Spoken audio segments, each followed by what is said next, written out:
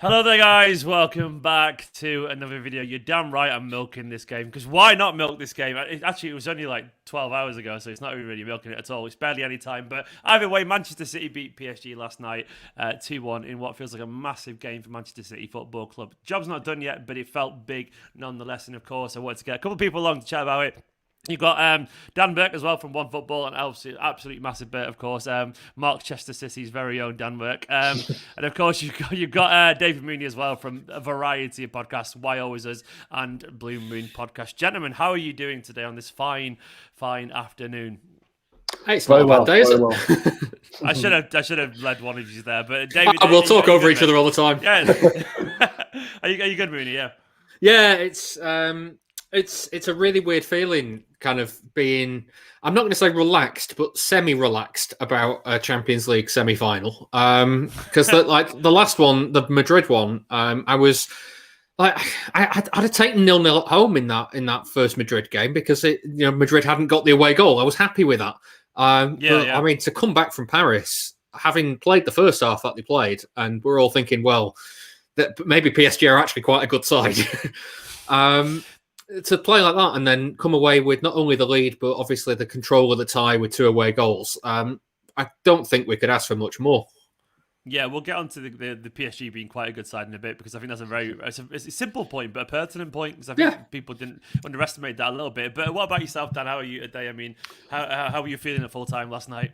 Yeah, good. I mean, I'm feeling sort of cautiously optimistic now, I would say. I'm hearing a lot of chat about us having 1 foot in the final, which I don't like at all. I feel like we've got half a foot in the final, maybe, which I'll be okay with saying. But a big toe in the final. Yeah, I mean, I found the whole game so stressful, to be honest with you, particularly the first half. I really slept well last night because I was just knackered after. I felt like I'd been out there playing, And at half time, same with the Dortmund game the other week. I'm not ashamed to say that my head went. Basically, I was like, "We fucked it again, haven't we? It's all gone horribly wrong." You're definitely not alone. We're not coming back from this, are we? And then it was a game of 2 hours, wasn't it? The second half, we were so much better, so much more controlled and authoritative. It was a passing clinic, wasn't it? The noise of the ball, like echoing around the stadium, was like in my head all night. That was this whole second half, wasn't it? Basically. So, but for me, it was Neymar's cries of pain. That's what stuck through my. That's why I hate last night in my sleep. I also hate when the game of football gives you a chance to use a cliche, and it's just right, because you don't want to use the cliches, but it was literally a game of 2 halves. I mean, it always is literally, but it never felt more of a. You don't get many stronger examples than that, do you, Meanie? Because that was City at halftime. People understandably panicking. I wasn't overly nervous yet because it was only a quarter away for the tie. I did think City were going to score at some point. But the change was dramatic. PSG went from being brilliant, devastating, and terrifying, if I'm being honest, and we'll get onto that in a second as well, about how brilliant they are, to just spoiled and immature, and they lost their head a little bit, didn't they? What do you attribute to that, man? What do you have to put that down to? Well, I mean, it's hard to say because obviously we don't know what Guardiola said in the dressing room. He either said something brilliant or they've got fantastic halftime oranges that they've found in Paris. Someone replied to me on Twitter saying it's the Carabao Cup, lads. And my other thought was maybe Pochettino said something disastrous in the other dressing room, and then it was just like the combined effect of that just swung the tie entirely. I don't know. I think the second half. I mean, what was really nice was that first half. I don't think City were particularly bad in that first half. I think PSG were very good. I think City were not very adventurous, and they were playing quite cautiously in that first half, and that's possibly what allowed PSG to be as good as they were. You look at the fullbacks, for instance. The fullbacks didn't get forward at all in the first half. Second half, It was like they were stationed like midway through the PSG half, and what that did was it kind of opened space for Mahrez and Foden a bit more. Mahrez and Foden couldn't get on the ball in the first half. And again, as soon as the fullbacks had pushed up, as soon as PSG had to worry about them, Mahrez kept finding space, Foden kept finding space. Bernardo, who I thought was quite quiet, ended up actually finishing the game, having had quite a good game.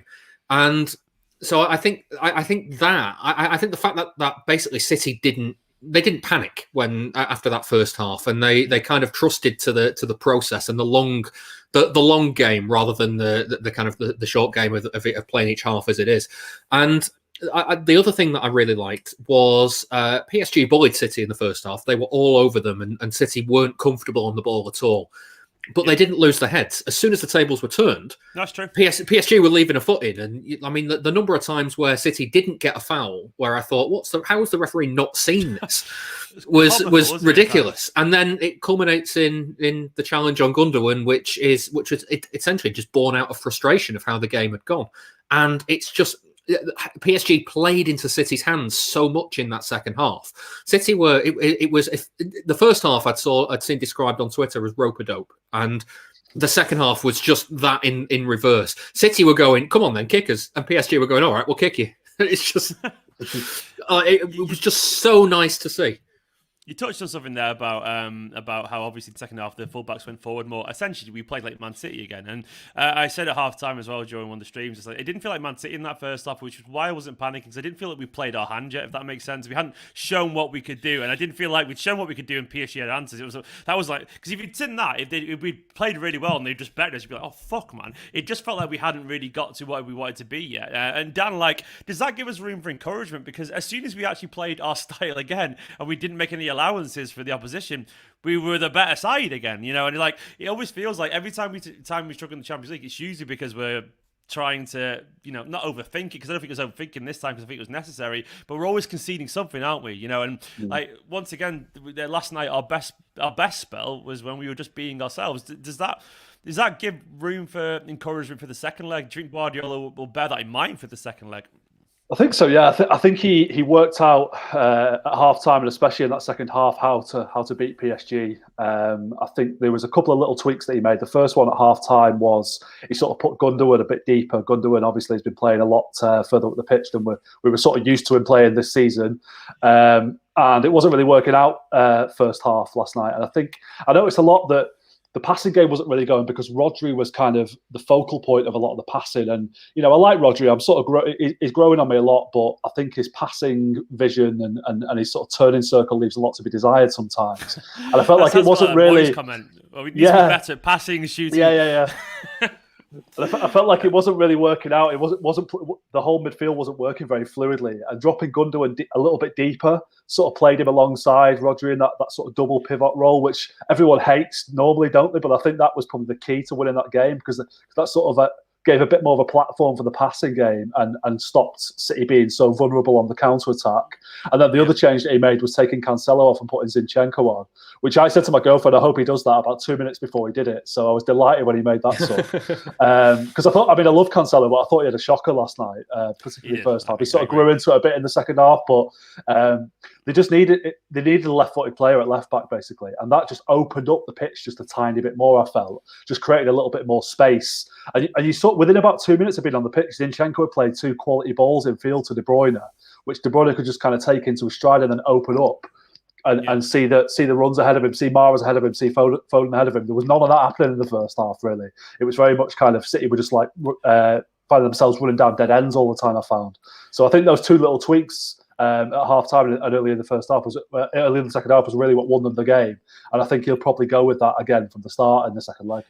It feels to me like something's he was very good last season, but in general. But Zinchenko, like, we forget like how much life can affect your performance as well. And like he's married now, he's the captain of Ukraine, and these things must even settle him as a person as well. Because when he came on last night, he played with almost like a seniority. I was really impressed at how much his composure really transmitted throughout the team. We were already getting better at that point anyway, so I'm not going to try and say he changed the whole team. But he was notably calm compared to some of the players on the pitch, and I thought that was really telling. And I do wonder if Zinchenko he seems like a really likeable lad, but I do wonder if he's in a better place mentally as well about his position in this Manchester City side in terms of how important he can be. And I think he's given him a very strong chance now as well of starting in the second leg. Am I reaching too far there, Mooney? Or would you like to see him in the second leg? Or do you think Cancelo will get the nod? No, I love him. And I think that the thing with Zinchenko, we all talk about his like his mentality, but his mental resilience. This is a man who City have tried to sell about 3 times, and each time the deal has nearly gone through, and he's gone. No, I want to stay. I want to stick it out, and I want to try. I want to carry on trying to fight to get into this team. And credit to him, every time City have been like, "No, can you leave, please?" And he's just gone. No, I'm going to stay, and then. He's not been in the team, and then he's slowly worked his way into the team again, and he's kind of carved out this niche for him. And like I love him to pieces. And what I love most about him now is I feel like he's City's, and I don't see how he can go anywhere else right now because nobody's going to buy him as an attacking midfielder because he's not been playing there for City for his entire time here. But nobody's going to buy him as a left back either. So, he's the only job he can do in world football right now is being Manchester City's left back. So, what's there to lose? He's pretty good at it. He's a great character, and like Dan said, he changed the way that City were playing when he came on against PSG. And I love Cancelo as well, and I can see why Guardiola started with Cancelo because he is more. He played well against Spurs. He's more naturally defensive minded. But there was a back four there that were all right footers, and that was. It's a minor thing, but it was causing a little bit of problem with how City were trying to play out from the back and trying to build up going forward. And there was a couple of times, like Dan said, Cancelo got the ball in an advanced position, and he kind of had to work his way into the box by cutting left, cutting right, cutting left again, and it did slow City down a bit. As soon as Zinchenko was there, he was either getting into the box or, as Dan said, whipping it into De Bruyne in the middle, and it just sped City up a little bit. And to the point where PSG couldn't live with them in that kind of final 20, 25 minutes or so. Were you surprised about PSG at all, Mooney, at the start? Because we mentioned at the very start of this video that PSG were very, very good. And I guess one thing you will say is that even in the Premier League, the greatest league in the world, allegedly, and all that kind of stuff, which it probably is, I don't know. But either way, you don't get players of Mbappe, Di Maria, and Neymar as a forward line against you very often. You don't get that at all. It's an insanely good forward line with some quality players like Idrissa Gueye, Paredes, Verratti. Were you surprised by how good they were? Or, I mean, was it a case of just not surprised, but just not expecting because we don't watch them very often, if that makes sense? I think more the second. I'm going to sound a bit like Sam Allardyce now, but the quality of their set pieces was fantastic, wasn't it? The one thing I was thinking with PSG was, God, we can't let Neymar run at us. We can't let Mbappe run at us. And by midway through the game, I'm thinking, can't give this lot a corner. You know, it's like the delivery on those set pieces from Di Maria was insane at times. Ridiculous, wasn't it? I don't even.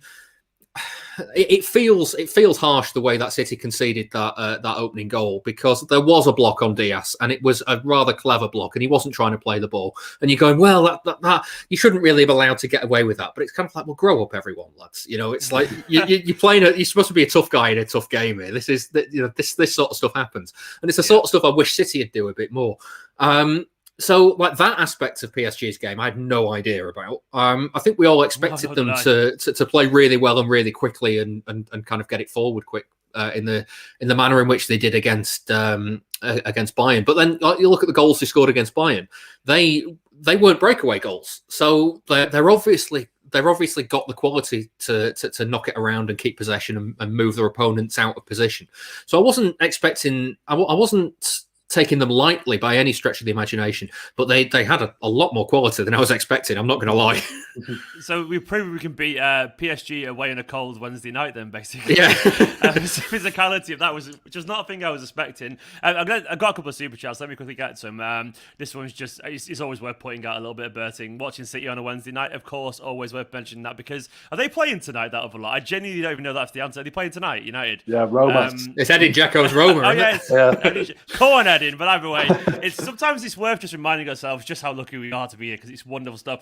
And Jerry McCoon was with the Kyle Walker hype train. Yeah, indeed, man. Unsung man of the match. Thanks for giving me a shout out 5 things learned. No worries. But Dan, Kyle Walker, like, I don't know where you stand on Kyle Walker, because I mean, most fans rate Kyle Walker, of course. But is he an unsung hero for you? I mean, or is he just a hero for you? You know what I mean? Like, how do you feel like Kyle Walker last night? Because, I mean, that foot race, by the way, with Mbappe, what a delightful sight that was. Absolutely wonderful. Yeah, well, that's it. He's just so reliable, isn't it? And he never gets exposed by pace, which is quite rare for fullbacks, really, to be that quick and that athletic that he is. And he could do a bit of he can sort of fulfill the inverted fullback role, come inside and play inside a bit, and could also go out the outside. He's sort of the classic get you a man who can do both kind of fullback, isn't he? He's very versatile. I mean, he can even play centre half if we needed him to. Not that I think we ever will or anytime soon, but yeah, he does go under the radar a little bit with how good and how consistent he is. I think he, if he sort of was a bit more involved in goal scoring or creating goals, he might get more of a shout sometimes. I mean, he had that chance where he got slipped in down the back, and his delivery across goal was not brilliant. I mean, it wasn't terrible either, but no one was kind of attacking that space for him. He's crossed worse, hasn't he? Yeah. Was that cross the other day? Was it against Spurs or was it Villa? Where he just absolutely, he just yeeted it off the pitch. It was incredible. I don't know if there was, but he's not that guy anymore, is he? I mean, and that's fine, isn't it? We don't need him to be. No. Yeah. He's just a brilliant defender, and he genuinely is a brilliant defender, and people like him, of course, as well. And Dan, like John Stones, briefly tweeted about this, about how if John Stones had a poor game last night, would anyone have been surprised? And that's due to the context of his recent performances. But he didn't. He didn't. I mean, have we finally turned this corner with John Stones? Is he? Because I don't know what caused it for the years, but he was like great, then poor, then great, then poor, and he had a couple of poor games, but he's just brushed it off in one of the biggest games potentially of his career. He was good, man. He was good. Like, do you think we've seen the end of that potential John Stones up and down thing, Dan?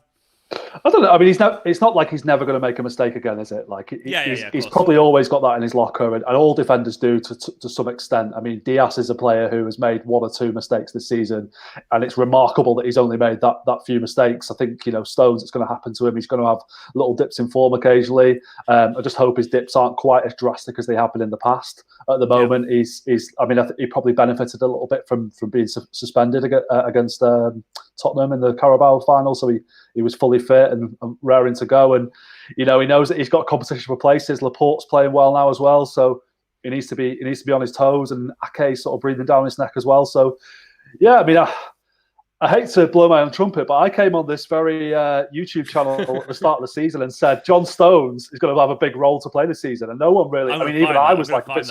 Yeah, do it. I was a bit surprised with that as a kind of hot take myself that it came true. I just kind of puts it out of thin air, really. Yeah. So yeah, I've been really pleased with how he's been this season. He's been great, and I think playing alongside. Indeed, yeah. I also said Sheffield United would be relegated. By the way, that was another hot take of mine that came through. So. Well, it's always the ones that we want to remember that we remember, isn't it? Yeah, exactly. Any hot takes from you, Mooney, at the start of the season that you can remember? I think the only one, and I've said this a few times, the only one was against Leeds after the 1-1 draw, and I'd said that I wouldn't complain if Rodri never played for the club again. That's possibly my worst take of the season. He's done all right in the end, hasn't he? He's been really good in the last few months. Yeah, he's done not too bad. But do you know what? You weren't the only one. A lot of people. Plodry was the nickname going around. Well, one of our friends nicknamed him HMS Rodri. Yeah, but either way, yeah, he like most of the players last night got better in the second half. He felt like the first half, like everyone was a little bit. That's what frustrated me in the first half. Actually, it just felt like just 4-yard passes were just being intercepted, and that's not what you associate with Man City, And there was a level of sloppiness that just felt unnecessary, and felt like if we cut that out, we would just be instantly better. And obviously changed in the second half. But looking forward to the second leg, Mooney. How are you expecting us to line up? I mean, are you expecting many changes? How are you expecting us, I guess, as well to approach the game at the weekend?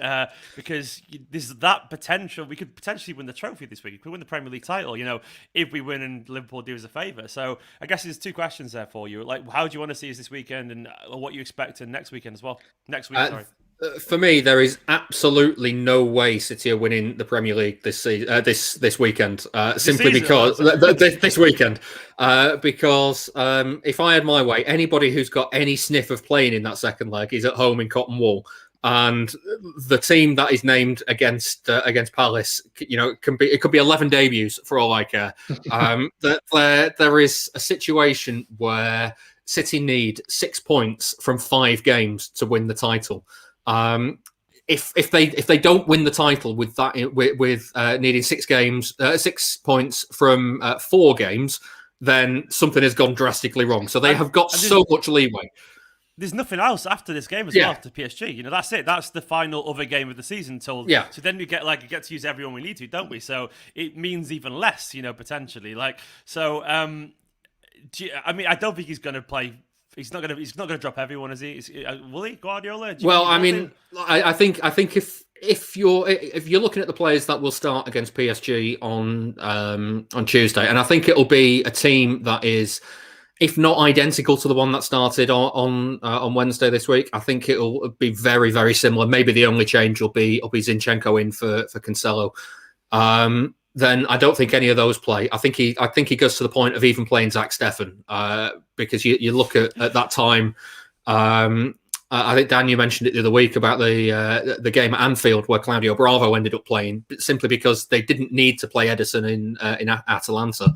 And he did, and he got injured. So I think it's going to be one of those where he just has to use the squad that he's got available to him. There'll be players, there'll be senior players in there, obviously, because I think it's foolhardy to expect him to actually just turn to the EDS and go, you know what, lads, crack on. I think, you know, you're looking at players like Jesus and Sterling who didn't get on the pitch against PSG, who want to stake a claim for a place in the Champions League semi-final second leg, who want to stake a claim in for the Champions League final should City get there. So it's not going to be, it won't be a weak City side. The problems that I foresee happening will be the similar problems that they had against Leeds and I mean even West Ham, the game that they won a few months ago. Where the system is built around the players that he's picked rather than the other way around. And what that does is it just makes a really disjointed perforance. And if Palace are on the day, they can quite easily nick the game, just as Leeds did. And I don't think it'll be a disaster if they did. I think City, even still, even with a rotated, disjointed side, City have got enough quality in the squad to go and win that game. I just ultimately don't really care what happens on Saturday. I just can't. I don't care. and Palace is so bad at the moment. By the way, they are properly on the beach. Like I think they've took like 6 points from the last 24 points available or something like that. So their season's really petering out. And the other thing is that PSG for the moment. PSG are still going for the title in League 1, and they play Lens this weekend, who are 5th in League 1. So that's quite a tricky game for them that they can't really afford to lose. So I agree with Mooney. Just rest everyone. PSG as well. You're right. That's the thing that we need to stress. Is like PSG not winning the French league. That's embarrassing. They want to win it. Of course they want to win it. And of course Pochettino, he's not going to be happy not winning that. You know, because it's just look at who they are. Look at their resources. And obviously it's not fully his fault because he joined later on. But this should be an easy. It should be a calm weekend for us. Do you even want to win the league that way, by the way? I hate the idea of winning the league when we're not playing. I don't like it personally. I always want to win the league on our own terms. But it is on our own terms. But you know what I mean by that? I don't know. It's just like, don't care. I want to win the league seeing Foden on the pitch celebrating, not just Foden at home, like just fucking in Stockport somewhere doing whatever he's doing. I don't ultimately care, I agree, but it's just, I put it this way, I wouldn't be bothered if we didn't win it this weekend. Because I'd be like, because at least you get to see him on the pitch, you know, and celebrating with each other. And it's just... It'd be funny if Liverpool delivered it to us, though, wouldn't it? By beating United, that'd be quite. and then we play Everton last game of the season, so we just throw that game so that Everton finish above Liverpool. That would be my preference as well. Yeah. that could go easily down as the worst defending champions, then, isn't it? They literally give us the title. They get out the champions, and that would be Burt heaven. That I would say definitely. Back onto this game. I felt like, did anyone else feel like Kevin De Bruyne looked a little bit tired? I'm not sure if I'm reaching there a little bit. I thought he played pretty well. Don't get me wrong, but I kind of personally want to see, if we get to the final, I don't want to see Kevin De Bruyne play a game until we get to the final again. That's how I feel about him, because I just want him rested. I want him on calm, relaxed, and all that kind of stuff. And also, what did you make of Foden last night as well, Mooney? Because obviously he didn't get much of the ball in the first half. Nearly scored a wonder goal. So yeah, where were you on those two last night? It's coming, isn't it, for Foden? There's going to be a moment where Foden scores one of those, and we all just... I tweeted about it yesterday, and I was like, I said he's going to score a goal this season soon. I was like, I couldn't wait. I was like, didn't happen. But that was a couple of times. Villa and Spurs, he had it in the box and beat about 6 men, and then kind of sat the keeper down and almost put it in the top corner. It's coming. I don't know about De Bruyne. I didn't think he looked particularly tired. I do think he... I mean, take the right at the death. Rodri had the chance to knock him in on the left, and the ball got deflected, and it basically took the pace out of the ball. And De Bruyne wasn't able to get on the end of it. And he was like, if he was tired, I don't think he would have been anywhere near as angry with Rodri as he was, because he was fuming that ball did not get through to him. And part of me wonders, like, PSG spent the first 20, 25 minutes of the second half winding De Bruyne up by leaving a foot in and all that sort of stuff. And I think you said in our WhatsApp group, Dan, like, why are they winding De Bruyne up? When you wind De Bruyne up, there's only one thing that happens, and that's either he or somebody near him plants the ball in the net, because that's what he does. Like, make him angry, and he's like the Hulk. You can't. He breaks out of his shell and just destroys the opposition. That photo was staring down at Neymar. It was just cold. I absolutely loved it. That's the kind of... he's not the one you want to pick a fight with, really, is he? Because he's absolutely brilliant. Were you disappointed? I wouldn't rest him, though. I wouldn't rest him. Okay. If City were to win against PSG in the second leg, I wouldn't rest him up until the final. I would very, very carefully manage his involvement. Make sure that he's still got the momentum. But I think if you take a player out, it'd be like coming back from injury if he suddenly had played there. He'd need half an hour to get into it. Giving him 90 minutes. I wouldn't. But were you disappointed that we didn't go for the third? Well, I felt like we didn't go for the third goal last night. It felt like we were just happy with the 2-1 at times, and I don't blame him for that, given the context of the first half, Dan. But I was really, really hoping we'd go for that third, because then all of a sudden the nerves are just halved, aren't they? Didn't happen. Was there any frustration on your end for that? We really would have had one foot in the final if we'd got a third, wouldn't we? Did you hear on when Gundogan was down getting treatment for that foul that led to the red card? I don't know who. I think it might have been Mahrez. You could hear him on the TV say to De Bruyne, "We need a third goal," and De Bruyne goes, "Yeah, I know we need a third goal." Did you hear? I don't know if it was just me who heard that. I heard it on TV. Yeah. So they definitely wanted one. I think they were definitely a little bit frustrated, but the way the game went, it just didn't. I mean, PSG just kind of shut up shop, didn't they, and took the 2-1 in the end. So and there's a part of me that kind of likes the fact that there's still loads riding on the second leg, even though, as I said, that I was really stressed by the. You're wrong. Those games when you're really stressed out, like you feel alive, don't you? That's what being a football fan is all about, when you feel those emotions. So I kind of like the fact that, come an hour before kickoff next Tuesday, I'm going to be shitting myself again, rather than serenely confident that we're going to go through with 3 away goals. I still feel like we will, but the third goal would have been a real nice cushion, wouldn't it? Yeah.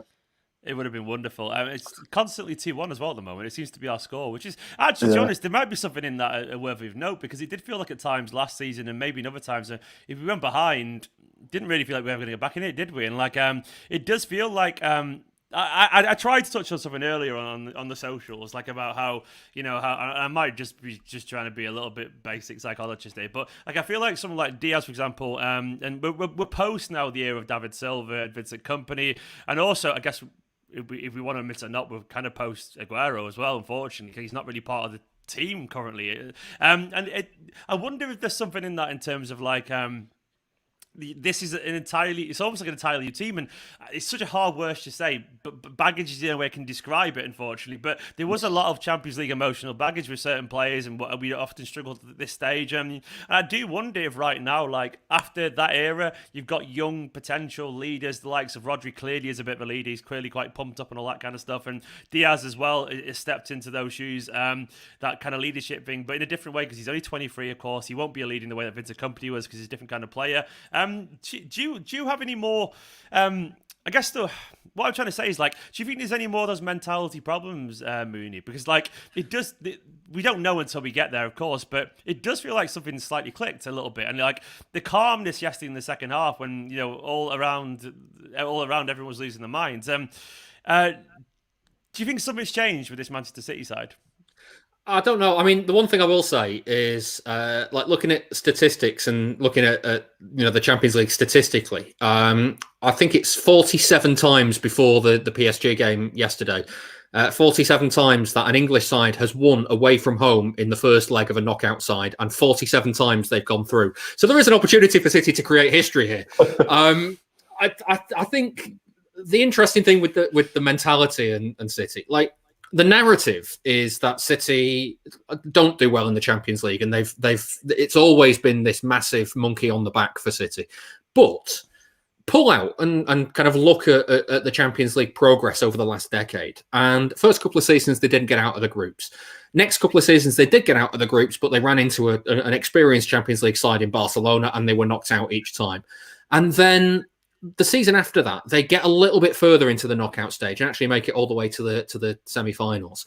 And then Guardiola arrives, and it's people are talking like City are plateaued in the competition because he keeps hitting the quarterfinals and getting knocked out.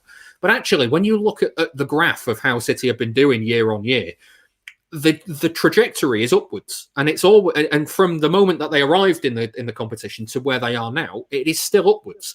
And you look at the performance that they put in against PSG and kind of the mentality that they had to turn that game around. It would have been very easy at halftime for them to think this is not our day here. And they didn't. They went in, they dusted themselves down, they listened to what Guardiola had to say, and they came out and they did it, and they executed it perfectly.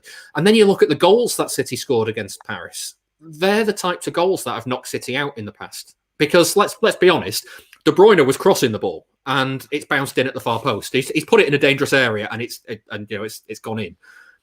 Mahrez didn't hit the free kick how he wanted to, and it snuck its way through the wall and gone in. Those are the sorts of goals where City in the past have gone, well, that's just our Champions League luck. And now this season, I mean, take it the round before, Jude Bellingham, like that, the goal at the Etihad should have stood, and it didn't. And so they're getting the run of the ball now. And not only are they getting the run of the ball, but they're taking advantage of it when it comes in. And that's the biggest question that they've had to answer. When the going got tough in the past, they've always gone hiding. Now, not only is the going not as tough as it has been because they've had a few breaks when they maybe didn't in the past, but they're seizing the opportunity and really putting their opponents under pressure. So I don't know if it's a mentality thing. I don't know if it's a case of the players that were struggling in the past have moved on by and large, and it's kind of fresh, new young blood. I think City are just as a club now experienced in the Champions League because they're an ever present for the last 10 years, and no other English side has been that. So they're learning and they're getting that experience. And like, even if they don't win the tournament this year, they're only going to get better at it. And the tournament win will come at some point. It just will. Yeah, there was two kind of schools of thought going into this game. I noticed from people. There was some people saying, "Oh, it was a free hit. Whatever happens, we've made progress in the Champions League this year. We've kind of got the monkey off our back. It doesn't matter whether we win it or not. Progress has been made." And then there were other people saying, "We'll never have a better chance than this again, or we've never had a better chance than this before."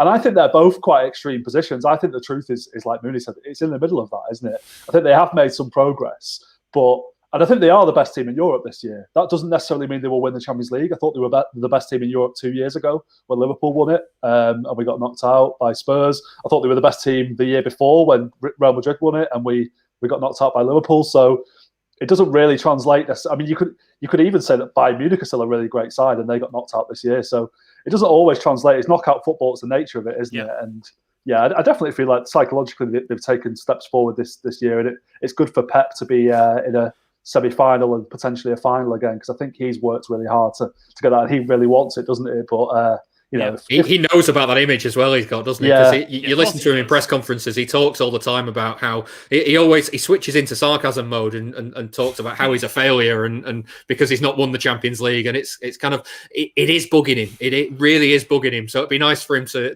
get that off his back as well.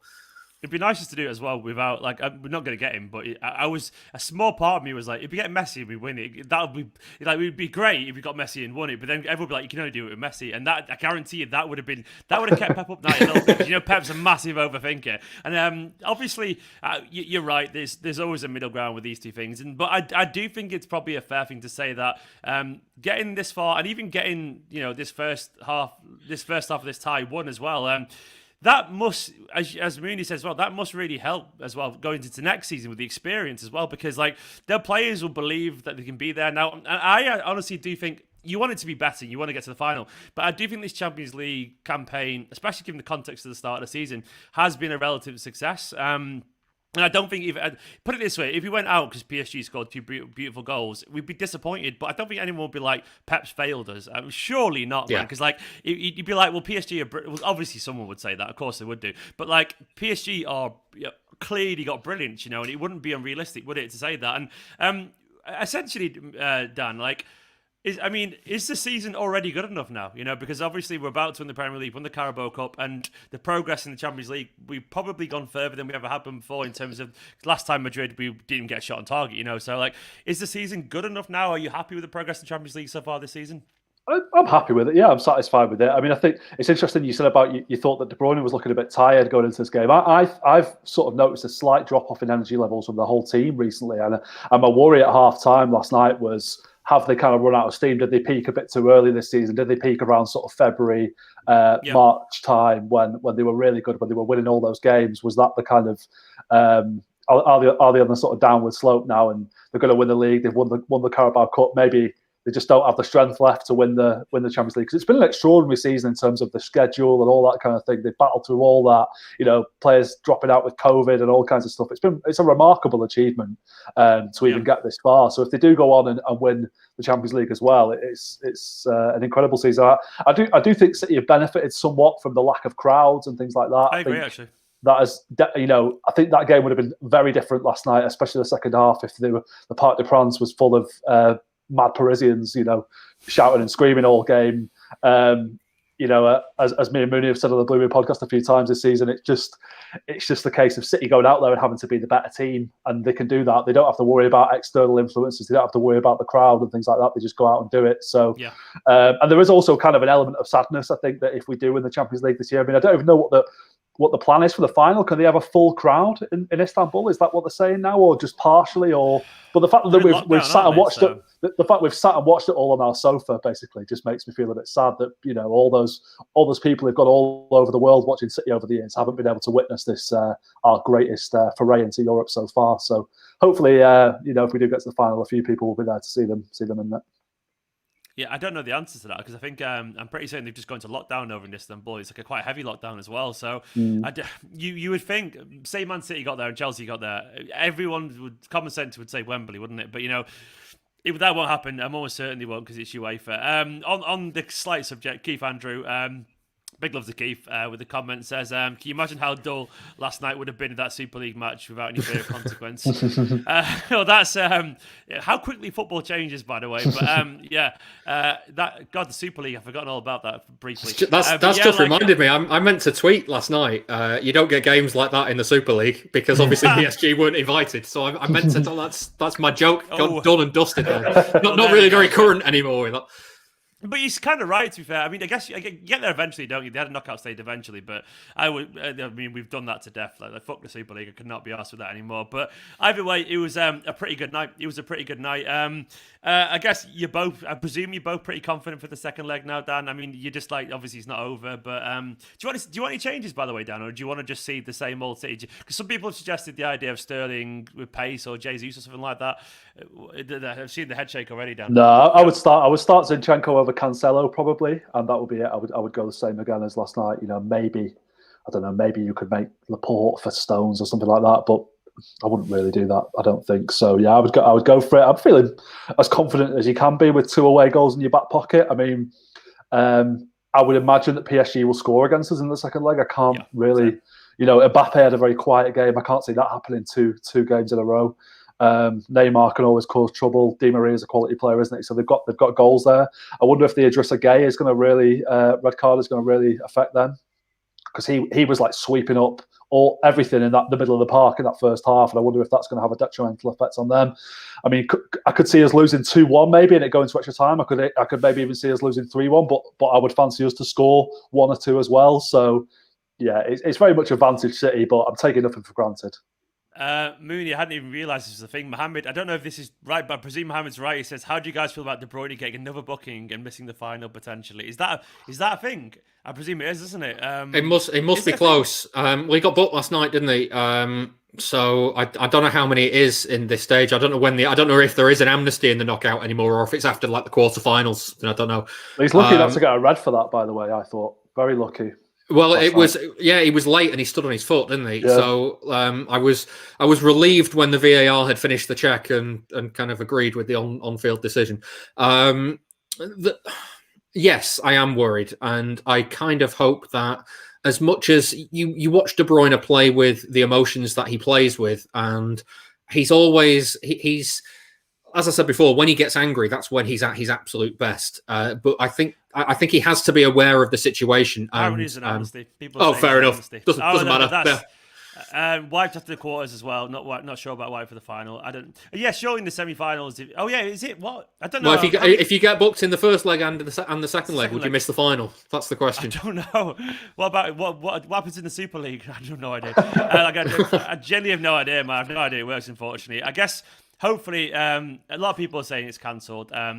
Yeah, I guess we'll see. We'll see either way. Guys, thank you so much for coming on, man. Don't forget to go check out Why Always Us and the Blue Moon podcast by Mr. David Mooney. Obviously, it's just top quality, excellent content. You know, there'll be links in the description down below as well. And Dan over at OneFootball. Follow them both on Twitter as well. The links are in the description. Guys, thank you so much for coming on. Hope you're good. Thank you. Cheers. Pleasure. And come on, City. Wonderful, wonderful night of football. It's only halfway there, though, despite everything. And this conversation could feel very, very premature, given everything. But guys, for now, thank you so much for watching this video. Don't forget to hit the like button, subscribe, and all that kind of stuff. And we'll catch you all very, very soon.